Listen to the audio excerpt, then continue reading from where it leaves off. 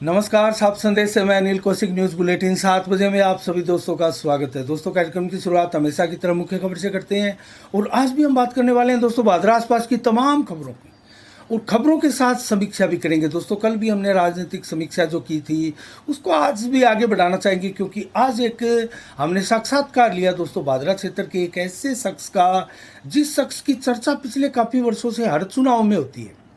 2013 का वो चुनाव भी लड़े और बसपा की टिकट से 33,000 वोट भी लिए थे। जी हाँ दोस्तों, मैं बात कर रहा हूँ सुखदेव सिंह गोगामेडी की, जो कि बादरा विधानसभा से कांग्रेस टिकट की आस में मनसा पाले हैं यहाँ से चुनाव लड़ने की।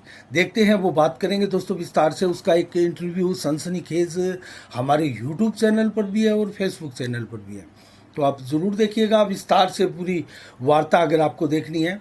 और मुख्य अंश दोस्तों, हम यहाँ चर्चा भी करेंगे, राजनीतिक समीक्षा करेंगे उस दौरान।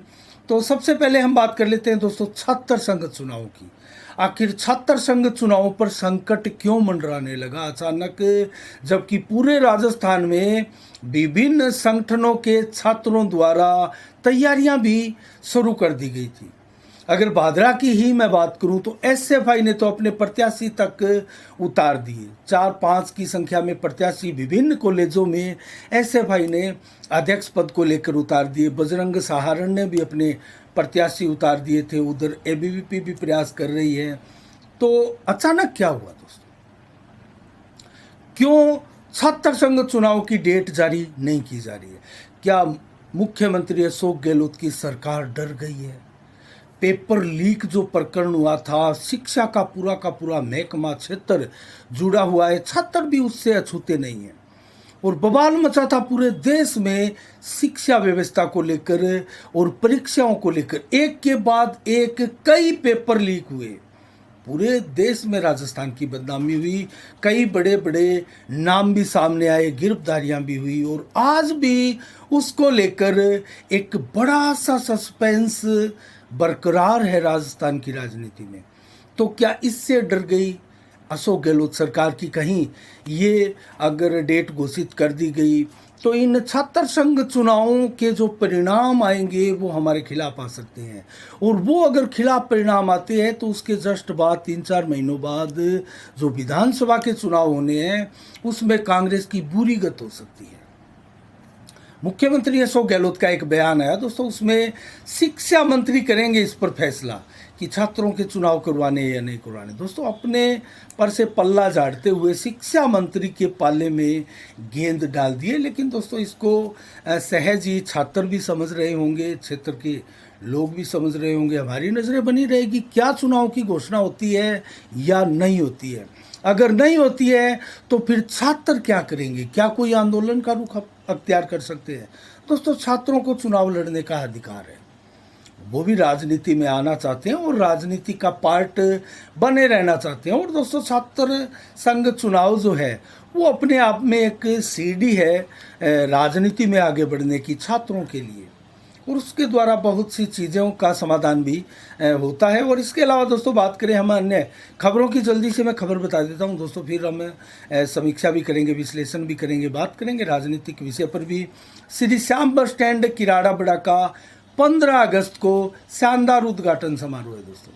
इसमें मुख्य अतिथि आनंद गिरी जी महाराज ही है और गोगामेडी की नाथ पार्टी द्वारा रंगारंग कार्यक्रम एक किया जाएगा, रंगमंच का कार्यक्रम है।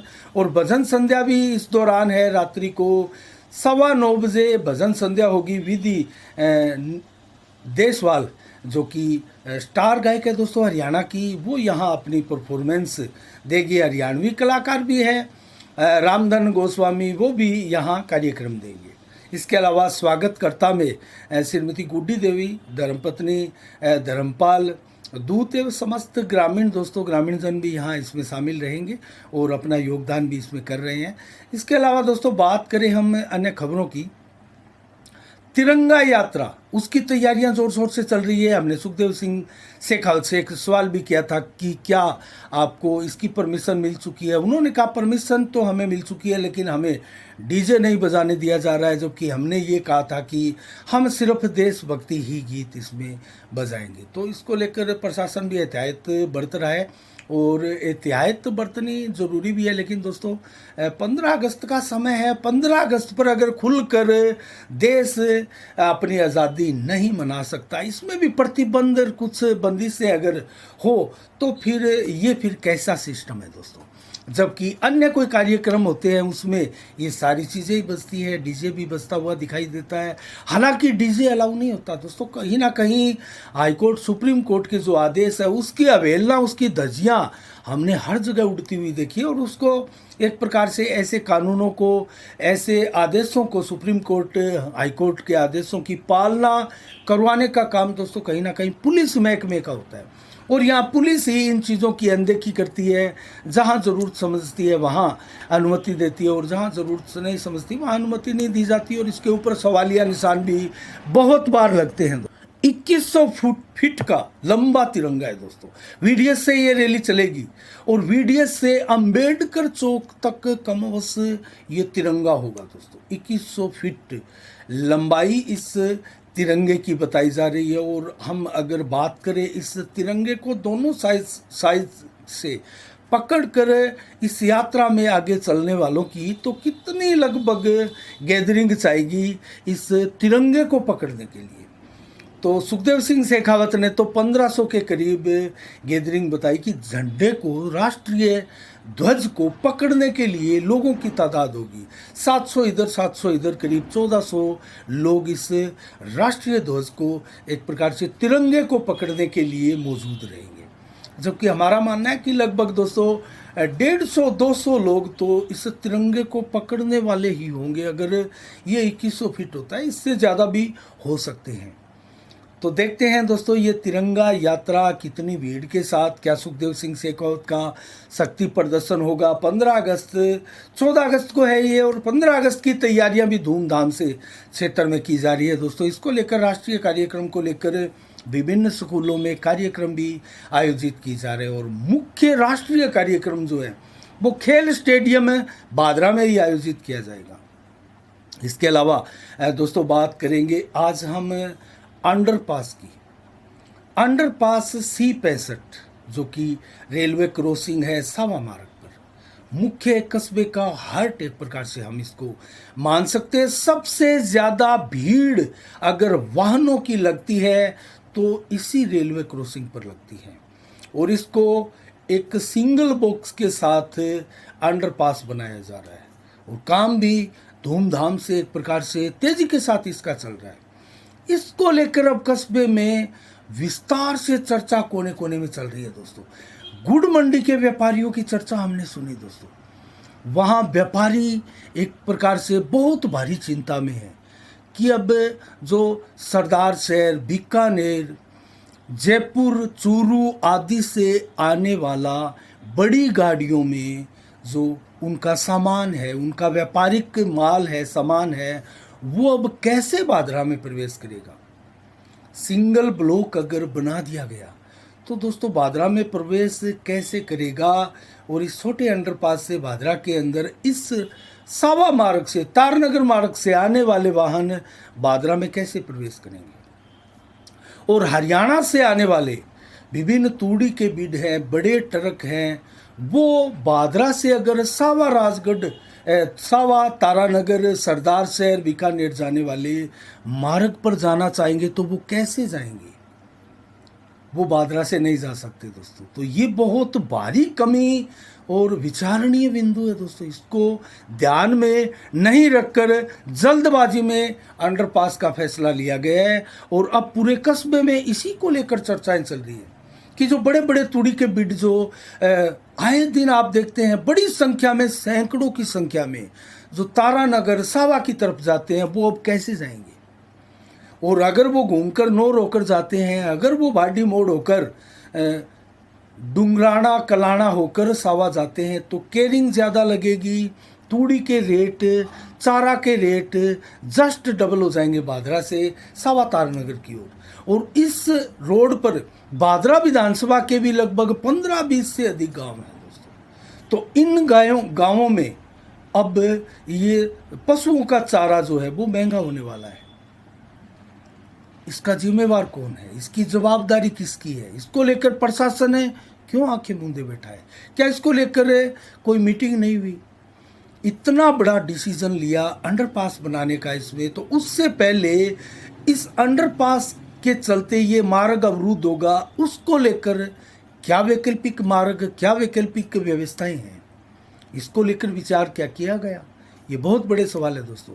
और अंडरपास अगर बन गया, उसके बाद में इसमें कौन कौन से साधन जा सकते हैं और कौन कौन से साधन इसमें जो अब तक इस मार्ग से जाते थे वो नहीं जा पाएंगे और नहीं आ पाएंगे, और उसका परिणाम क्या होगा, और उनकी कमी के चलते कस्बे में क्या प्रतिक्रियाएं होगी और क्या असर पड़ेगा व्यापार पर या अन्य चीज़ों पर, इसको लेकर विचार करना जरूरी था। हम पहले दिन से दोस्तों यही कह रहे हैं, अंडरपास का विरोध नहीं है, अंडरपास डबल की मांग की जा रही है, अंडरपास की बनिस्बत ओवरब्रिज की मांग की जा रही थी। अगर ये अंडरपास फिजिबल है तो ओवरब्रिज फिर कैसे फिजिबल नहीं होगा? वो तो पिलरों पर चलना है, एयर में घुमाई देनी है। ये तो खड्डा खोदकर, गड्ढा खोदकर, बड़ा एरिया लेकर दुकानों के आगे, मकानों के आगे से उनका रास्ता ब्लॉक करते हुए आगे बढ़ेगा। जबकि अंडरपास की बनिस्बत ओवरब्रिज तो दोस्तों पिलरों पर बनना है, उसके नीचे तो आवागमन भी हो सकता है। घरों के दरवाजे भी बंद नहीं होते हैं, दुकानों के दरवाजे भी बंद नहीं होते हैं, बाजार भी यथावत रहते हैं, बाजार की व्यवस्थाएं समाप्त नहीं होती है। यहाँ तो पूरा का पूरा बाजार चौपट हो जाएगा दोस्तों। संजय चौक बाजार भी चौपट होगा, क्योंकि संजय चौक की तरफ जाने वाली सावा फाटक से जो मुख्य सड़क है वो बंद होगी। तो कैसी व्यवस्थाएं हैं, क्या करेंगे, किस प्रकार की, इसको लेकर ना तो विधायक बोलने को तैयार है, इसके ऊपर जवाब देने को तैयार नहीं है, और ना ही कोई अधिकारी इसको लेकर आगे आ रहा है कि कस्बा वासियों को चिंता करने की आवश्यकता नहीं है, ग्रामीणों को चिंता करने की आवश्यकता नहीं है, हमने ये वैकल्पिक मार्ग खोल दिया है, ये वैकल्पिक व्यवस्थाएं बना दी हैं। तो कुल मिला के जो सी 65 अंडरपास बन रहा है दोस्तों, उसको लेकर तरह तरह की चर्चाएं चल रही है। गुड़ मंडी बाजार पूरा का पूरा फ्लॉप होने की संभावनाएं अब हो गई है दोस्तों। थोक के दुकानदार थे यहाँ, और बड़ी बड़ी गाड़ियों में, बड़े बड़े ट्रकों में यहाँ माल आता था, इनका राशन का सामान आता था, अब वो नहीं आ पाएगा। तो यहाँ हम मार्ग की बात करें तो आदमपुर से आने वाला प्रत्येक वाहन बादरा में धड़ल्ले से आ सकता है, बड़ा वाहन भी प्रवेश कर सकता है। हिसार से आने वाला बादरा में प्रवेश कर सकता है। सरसा से आने वाला बादरा के सरसा मार्ग से पुलिस थाना के आगे से आकर प्रवेश कर सकता है। नोहर से आने वाला दोस्तों इस बाईपास से आकर तो प्रवेश नहीं कर सकता, लेकिन बादरा में सीधा प्रवेश कर सकता है, लेकिन आगे फिर अंडरपास आएगा, इसलिए नोहर से आने वाले वाहन भी बादरा में प्रवेश नहीं कर पाएंगे।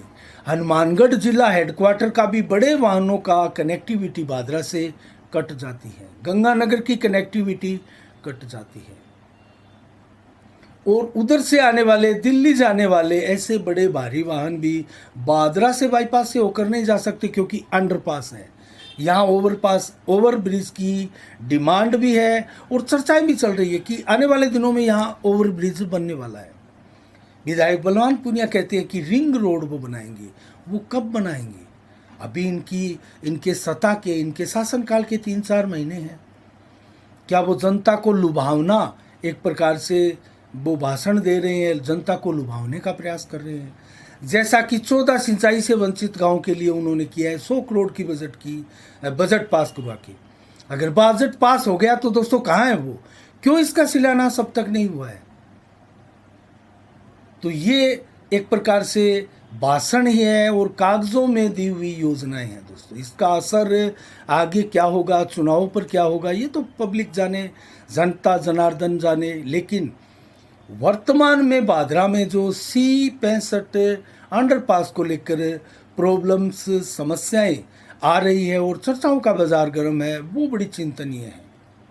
आखिर उसकी भरपाई कैसे होगी, उसका वैकल्पिक मार्ग क्या होगा, ये देखने वाली बात है। हम भी आपको इसके बारे में विस्तार से बताएंगे। अब हम बात करते हैं दोस्तों नेताओं के जनसंपर्क अभियान की। तो बलवान पूनिया जयपुर में गए हुए हैं, विधानसभा वहाँ चल रही है। और दोस्तों संजीव बेनीवाल, अजीतपुरा, मुंसरी आदि की बड़ी सभाओं के द्वारा लगातार पंचायतों में रोज़ाना एक पंचायतों में कार्यक्रम चल रहे हैं। और अब उनके जो इसी महीने एक बड़ी सभा होनी है उसकी तैयारियों में मशगूल दिखाई दे रहे हैं। जनसंपर्क अभियान लगातार जारी है। इसके अलावा बात करें एसपी सिंह की, जो कि भाजपा में धमाकेदार एंट्री के साथ बीजेपी की टिकट की दौड़ में वो अब शुमार हो चुके हैं। सेरडा हो, बीबीपुर हो, नुआ, घेऊ, डोर टू डोर संपर्क अभियान चलाए हुए हैं। और आने वाले एक दो दिन में उनकी प्रेस कॉन्फ्रेंस भी एक होने वाली है। तो वो लगातार सक्रिय है। जयदीप डूडी की बात करें तो उनकी सक्रियता में बीच बीच में रुकावटें आ रही है। लेकिन हेमंत पचार गोगामेडी आश्रम में आज जो एक प्रकार से रक्तदान शिविर का आयोजन किया गया था दोस्तों, अपना घर अनाथ आश्रम गोगामेडी और गोगा पीर सेवा ट्रस्ट मुंसरी के द्वारा जो ये रक्तदान शिविर लगाया गया था, उसमें हेमंत पचार ने भी भाग लिया। और दोस्तों इसमें हर एक रक्तदाता को हेलमेट वितरण किया गया और बताया जा रहा है कि लक्ष्य को प्राप्त करके ये रक्तदान शिविर जो है सफलतापूर्वक संपन्न हुआ है। अब हम बात करेंगे दोस्तों बिजली संकट की। भादरा क्षेत्र में चाहे वो ग्रामीण हो, शहरी क्षेत्र हो, बिजली संकट गंभीर रूप धारण किए हुए हैं। एक एक पूरा दिन दोस्तों ग्रामीणों में बिजली को लेकर जो है टेंशन, चिंताएं बरकरार रहती है। और दोस्तों सोशल मीडिया भी इसको लेकर काफ़ी गर्म है। तरह तरह के कमेंट आ रहे हैं दोस्तों कि फ्यूल सरचार्ज तो माफ़ कर दिया।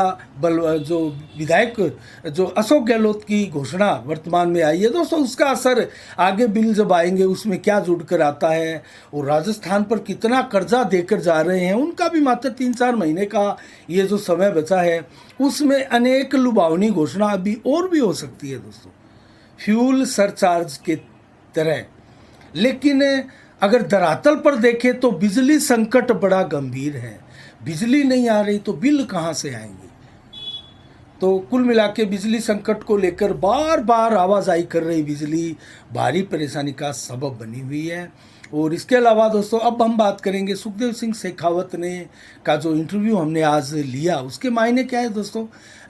वो क्या रियल में यहाँ चुनाव लड़ रहे हैं भादरा विधानसभा से, क्या वो कांग्रेस की टिकट लेकर आ रहे हैं। हमने जब सवाल किया कि बलवान पूनिया कहते हैं कि वो कांग्रेस की टिकट किसी को यहाँ लेने नहीं देंगे, ऐसे में आप क्या करेंगे, क्या कहेंगे। तो सुखदेव सिंह शेखावत ने बड़ी रोचक बात दोस्तों इसको लेकर कही कि हम भी तैयार हैं, ले वो आगे आए, कांग्रेस की टिकट ले, माकपा से इस्तीफा दे। तो कितनी गहरी बात है दोस्तों। ये वीडियो देखिएगा आप, वो वार्ता आप सुनिएगा। और कई बड़ी बड़ी बातें सुखदेव सिंह शेखावत ने आज इस साक्षात्कार के दौरान कही है, जो कि आपको सुननी चाहिए और क्षेत्र के लिए बहुत उपयोगी चीज़ भी है दोस्तों, और इम्पोर्टेंट भी है। और सुनकर प्रतिक्रियाएं भी तरह तरह की अभी से आनी शुरू हो चुकी हैं। तो आज के लिए दोस्तों इतना ही।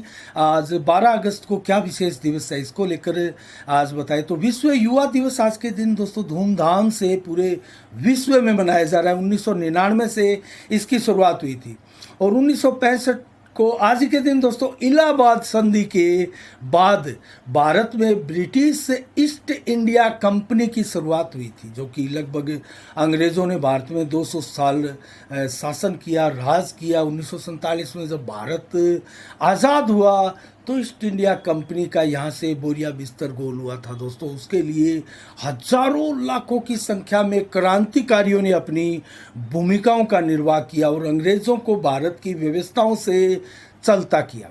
इसके अलावा दोस्तों 1919 को आज के दिन भारतीय अंतरिक्ष कार्यक्रम के जनक रहे वैज्ञानिक विक्रम साराभाई का भी आज के दिन जन्म हुआ था। धूमधाम से इन महान वैज्ञानिक का जन्म दिवस मनाया जा रहा है। और नौर से शुरुआत करते हैं दोस्तों मंडियों के भाव की। नरमा 6,995 रुपये नौर मंडी में, और ग्वार के भाव 5818 रुपये, चना के भाव 5220 रुपये, सरसों 5500 रुपये और अरंडी के भाव 6400 रुपये नौर मंडी में आज।